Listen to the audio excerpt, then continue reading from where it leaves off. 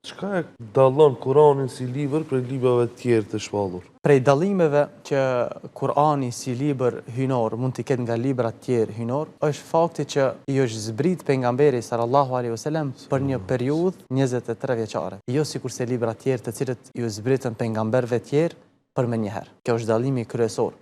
Pra, i është zbrit pejgamberit alayhis salam herë në formë ajetësh, herë në formë surësh dhe zbritit kanë qenë si rezultat i diskutimit që ndodhnin me sahabëve nga fillimi i shpalljes së pejgamberit sallallahu alaihi wasallam deri në fund të jetës së pejgamberit alaihi salatu wasallam. Kjo është dallimi i parë dhe kryesor.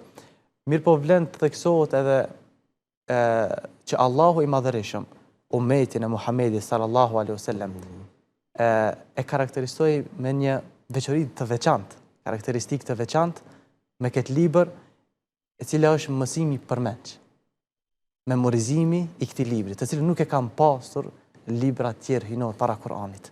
Thotë Allahu në Kur'an, vërtet ne e kemi bërë Kur'anin të lehtë për të kuptuar, për të mësuar. Prandaj a ka kush që merr mësim prej urtësive që përmbajnë kuptimet e këtij Kur'ani.